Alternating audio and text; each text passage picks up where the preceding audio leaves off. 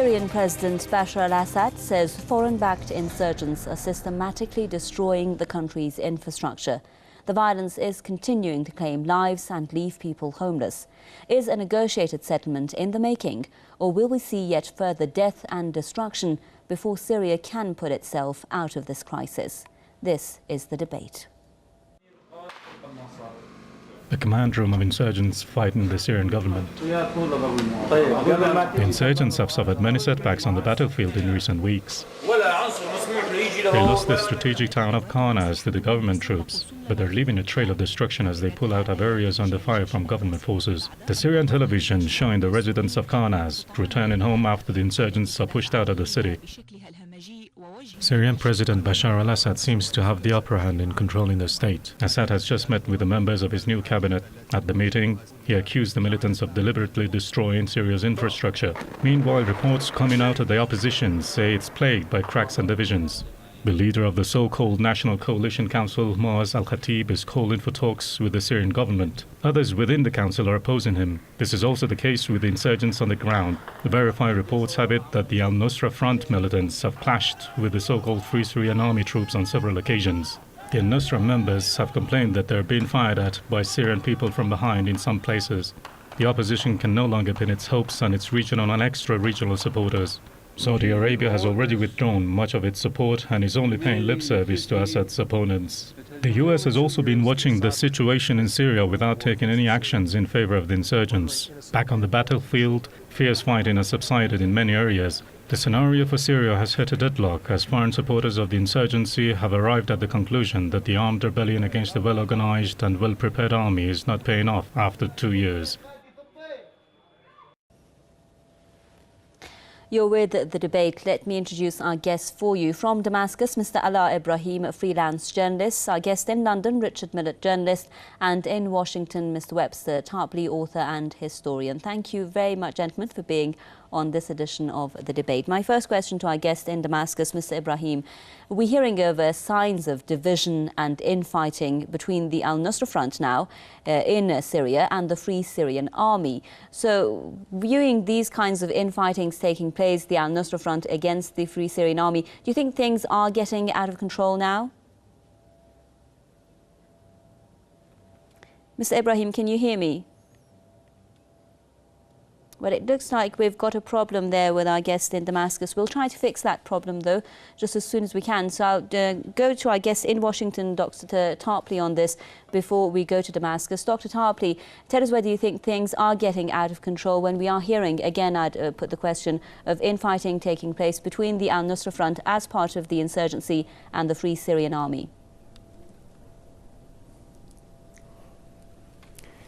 Well, I think the news of the past 2-3 weeks is very grim for the fate of the rebels, that is to say, for these death squads that have been created with the help of NATO and with the help of the Gulf monarchies inside Syria. I would point primarily to 3 things. As soon as you heard Khatib, the head of the Syrian National Coalition, the new puppet front created in the last couple of months. As soon as Khatib, who is a Royal Dutch Shell executive, came out for negotiations, that immediately, I think, alerted many to the idea that the rebels may be in danger of collapse, that they had been so adamant about no talks. And once they say that they want talks, that probably indicates some weakness on their part. So, Dr. Tarpley, would you say that the fact that Khatib has called for negotiations... Yeah, Dr. Tarpley, would you say the fact that Khatib said that he is ready for negotiations with the government shows that there has been a lack of support now by especially the United States and all its allies, basically, for the insurgents? Does this mean a dwindling of that support?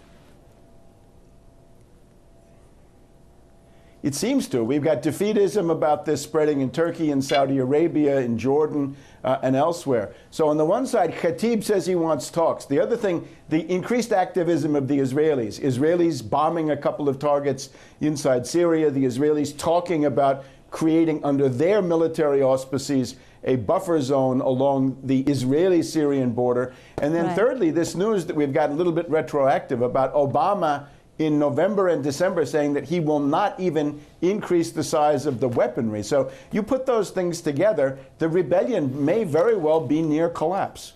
Okay, well, our guest in Damascus, I'm hearing, is back with us. Let's bring him in first. Mr. Ala Ibrahim, if you can hear us, tell us whether you also agree that foreign support for the insurgents has dwindled. All right, I'll just repeat that question now for our guest. Mr. Ibrahim, has foreign support for the insurgents dwindled? Well, I think it is unclear now whether this foreign support has diminished or not, but I can tell you from reliable sources within the armed opposition groups that they are facing some difficulties in getting ammunition right now. Obviously they're not out of ammunition, but they're facing growing difficulties in getting ammunition.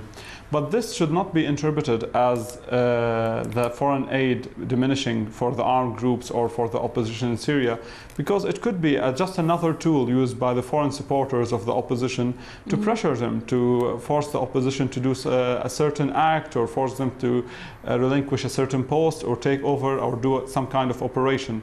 So I think this question is a bit difficult to ask. We can't judge right now if the support to the armed opposition is diminishing or decreasing. Right, Richard Millett now in London. Let's have your comments on this as well. Again, 2 years on since, of course, this violence began, some have been saying that the fact that we're hearing such conflicting reports and comments, especially from the US, shows that the foreign powers who have been training and financing the insurgents actually miscalculated the situation. What do you think? I think there's very little evidence of any interference from America, et al., NATO.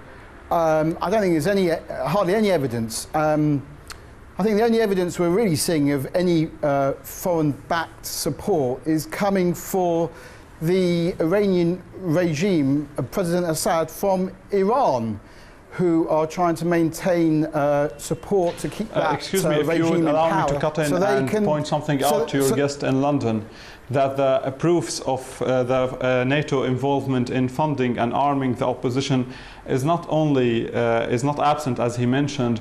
He could he could look up any newspaper, The Guardian or The Independent, and he would see countless media reports about the support of NATO and the American so-called non-lethal aid, and the British also providing communication devices and communication networks for the armed opposition, all under the label of non-lethal aid. Right. So I think it would be a form of misrepresentation of facts if we say there is no evidence of NATO involvement or American or British involvement in financing and arming the foreign fighters and the opposition fighters in Syria. Yeah. Ms. Millett.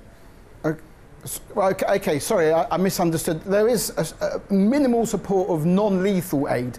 Compare that to the amount of lethal aid that is coming from Iran, the troops, the soldiers, the military hardware that cash-strapped Iran, where its Iranian people are suffering, are propping up this brutal regime. I'm sorry, but I have to cut in and point out to your guest that there is no evidence, there is no concrete evidence backing of up this such brutal Iranian regime support to Syria. And keeping the Iranian people in poverty. The evidence is absent on both sides. This uprising might have been over by now, and we would have seen the end of Assad and his brutal, tyrannical regime. Okay, Mr. Millett, you did raise your point there.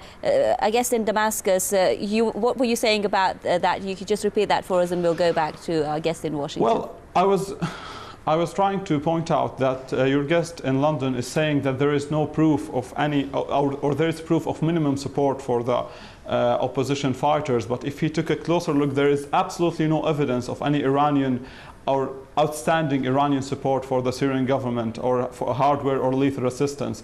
I think the Syrian government is receiving assistance from its allies, Iran, Russia, China, and all its allies, as the opposition is receiving assistance. But the main point that we have to make very clear here, that you can't balance the two sides. The Syrian government, it's a state, it has a right to have relations with other countries and receive aid from them, while the opposition is made out of armed groups, out of militias, and receiving them would make make them foreign-backed terrorists. Okay. Well, now our guest in Washington, a lot has been said, Dr. Tarpley, about the stance of the United States, whether there's been a change now in that stance or not. For instance, we have John Kerry saying that Washington is looking for a diplomatic solution to this crisis. Then we've got Leon Panetta saying that we're thinking that it's time now to start arming the insurgents. So, and then a lot of people were saying that the fact that we had that call for negotiations by the opposition was a green light that actually the US gave to that opposition. So what do you think basically the US is looking for?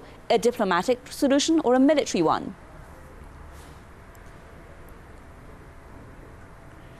I think the Obama administration policy is in crisis. Let me warn people about John Kerry. He is duplicity incarnate. He is, after all, a member of this infamous secret society, this Freemasonic cult called Skull and Bones, to which President Bush the Elder, President Bush the Younger belonged, which has done so much damage to the United States over many, many decades.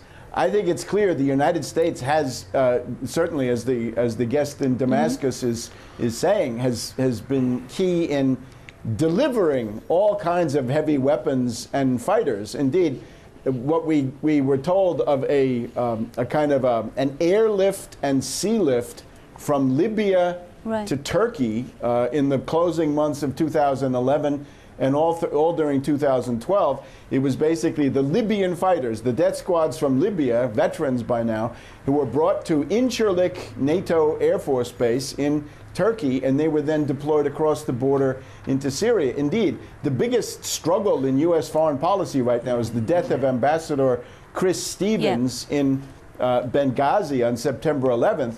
Well, what was he doing there, after all? He was meeting with a Turkish diplomat. Why would he meet with a Turkish diplomat in Benghazi? It seems that he was trying to get another wave of fighters and equipment looted from Gaddafi's arms depots sent into Turkey so those could be deployed in Syria. Okay. Now, one question that has also been raised is the role of Israel in this. I'd like to put this question to Richard Millett now.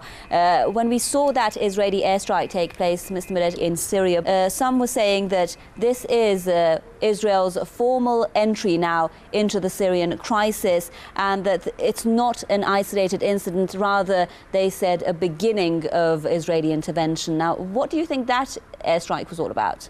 Well, there's no Israeli intervention apart from what Israel needs to do to defend itself against possible retaliation from Syria, to drag Israel into this conflict, its internal conflict. And if Israel sees ammunition that is being transported potentially to Hezbollah, then Israel will do what it needs to do to take out that potential danger to Israel. And this is an isolated incident. And if Israel sees any potential threats to its security, then Israel will do what it needs to do. I mean, let's face it, Israel destroyed the Syrian reactor 3 or 4 years ago. And if Syria was allowed to build that nuclear reactor, then we have no idea what Assad could have unleashed on his own people. So I think that Israel has done what it needs to do in the past, and it will continue to do what it needs to do to defend itself. Right. Mr. Ala Ibrahim, let's have your take on that. Do you think that this was an isolated incident? Do you think that it was coordinated with the United States? And basically, do you think there is going to be further strikes like this, or what could be called as Israeli intervention in the crisis in Syria? First of all, let's make something very clear. There was no Syrian reactor, and according to the International Atomic Energy Agency that made investigations into that matter, it could prove nothing on that matter. And as a result, we can't say to the public that there is a Syrian reactor that Israel discovered and striked 4 years ago. That's the first thing. The second thing, I am morally shocked by how easy people would say this about Israel. Israel does not have the right to attack a sovereign, independent country under any pretext. Even if Syria is doing the things that are allegedly claiming that Syria is doing, they don't have the right to attack Syria, to bomb our research centers, to attack our even so-called and alleged reactors. So this is, I think, morally wrong that people say it as if it is accepted, which is completely unaccepted by the Syrian people. Returning to your question about the Israeli raid on Jemraya Research Center, I would tell you something. I think, judging from the political repercussions of what happened, I think the United States of America were informed of that airstrike, and I think it was coordinated with them. I find it very weird to think that the armed groups managed to take over a similar research center near Aleppo in Attal area. They attacked it for many times, and eventually they overran it. And they did the same in Jemraya Research Center. They failed to do that, and Israel stepped in and followed up with their work. Right, so I think there is some Ibrahim, kind I'll of stop you there if I may. I'm really sorry for jumping in because we are short of time.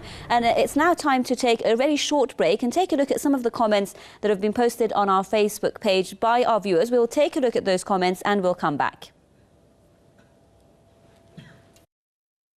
On PressTV Facebook page, we have posted this question. What's the situation in Syria now, as the unrest enters its second year? We have received many comments. Let's read some of them. Jabril Gimba: Assad is not the problem in Syria. Even if he should step down today, the bloodshed won't stop, because it's not about Assad. It's all about the resistant front against Israel, which Assad is steering its wheels. I wonder why some people just can't see beyond their nose. Rafat Hajan: I think Assad should listen to calls for peaceful solution and give Muath al-Khatib a chance. I agree that he should hit Qatar and Saudi Arabia's mercenaries with an iron fist. Suhaib Ali: the same they did with Pakistani tribal militants. They trained, funded and lured them to fight against the army, as it's the ally of war on terror. Now, those were some of the comments that have been posted on our Facebook page. There was, of course, a lot of comments. We couldn't bring all of them into the programme, but these are the ones that were frequently posted on our Facebook page. I'd just like to go to our guest now in Washington, Dr. Tarpley. Now, we are hearing that some in the United States are saying that it's time to alter the balance of power, so to speak, in Syria by reaching a compromise, but a compromise that would involve Assad's departure, and that would only work. But the question is, how is the United States, or basically the foreign powers involved, going to do that? Does this mean that they're going to still train and arm, for instance, the insurgents, the Free Syrian Army? Does this mean that they could even send cruise missiles, according to Senator McCain, and use them against Syria's airplanes? So basically, what do you think this compromise and Assad's departure will look like? Well, we might get a clue from the verbiage in Obama's State of the Union address, which is now in about 12 hours or so, even less. Any so-called compromise that has the precondition of Assad giving up power is no compromise at all, because that's been the goal of NATO and this entire foreign intervention into Syria, using terrorists as the ground forces. There is a certain amount of momentum in the U.S. bureaucracy in favor of intervening. General Petraeus is now widely reported to have been a big partisan of intervening. And of course, we've got this angry group of senators, the three amigos. Right now it's McCain and Lindsey Graham and Ayat, the lady from New Hampshire. They're all calling for heavy weapons to be given to these rebels. I don't think the Republicans will get their way. Right. I think right now this situation is undecided. Obama is vacillating. Obama's leading from behind and waiting for developments. And I think the most important development would be a significant partial collapse of the rebellion, would, I think, push the Democratic administration into not intervening. Well, that brings us to the next question. Richard Miller, do you think that the fact that we are seeing these contradictory statements from the United States, this signs of indecision right now on what kind of policy it should adopt on Syria, do you think that this is because somehow that the insurgency is not working to pull Assad out of power, and they're facing a situation now that they can't force Assad out of power, and that putting that precondition of Assad leaving as a condition for talks is not going to work? Well, what I don't understand, what's coming from my colleagues on this programme, is that There was an Arab uprising in Egypt, in Tunisia, in Libya, where the opposition eventually got rid of the dictators. What I think is very confusing is why is Syria not part of this Arab uprising where there is a desire from the Syrian people to get rid of a dictator who, not only himself, but his father, who massacred 20,000 people in Hama in 1982, why are they supporting Assad? It just doesn't make sense. So the Arab uprising seems to have stopped at the border of Syria. This is an uprising by the Syrian people only, with limited support, as our guest in Syria said, non-lethal support. And that is all they're receiving. And from what I can understand, my colleague in Syria, he says it's okay for the regime to take support from the likes of Iran, but if the opposition takes any kind of support from anyone, they're terrorists. And all these basically, what this leads to is that Assad has some sort of right to massacre the opposition. And it's very confusing, these messages. Okay, we are running out of time. I'd just like our guest in Damascus to respond to that. And Mr. Ibrahim, if you could also, the question that was raised there, Mr. Ibrahim, the one question before you answer, the question that was raised there was why did the Arab Spring or the Arab uprising stop at the borders of Syria that our guest there in London was saying?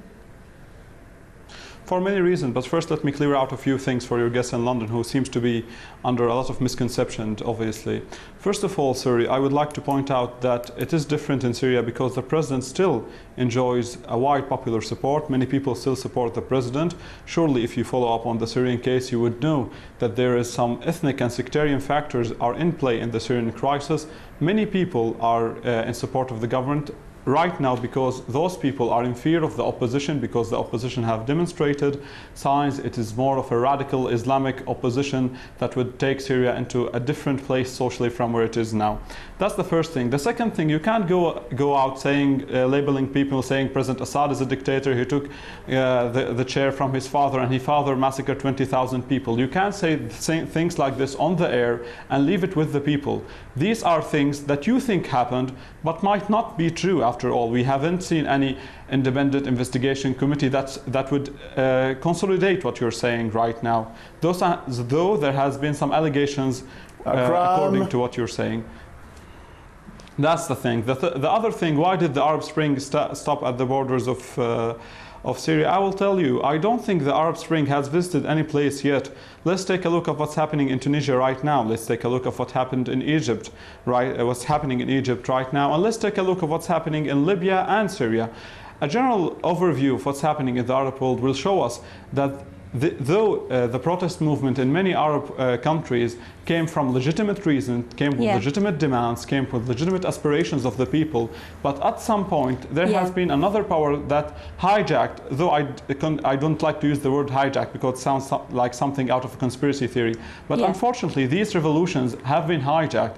A similar case happened in Syria. But I'm afraid I've got to stop you because we've run out of time. Thank you very much, Mr. Ala Ibrahim, freelance journalist with us there live from Damascus. A big thank you to our guest in London, journalist Richard Millett, and in Washington, Dr. Webster Griffin Tarpley, author and historian. Thank you very much, gentlemen, for being with us, and thank you for staying with another edition of The Debate. I'm Homa Lesgi. Goodbye.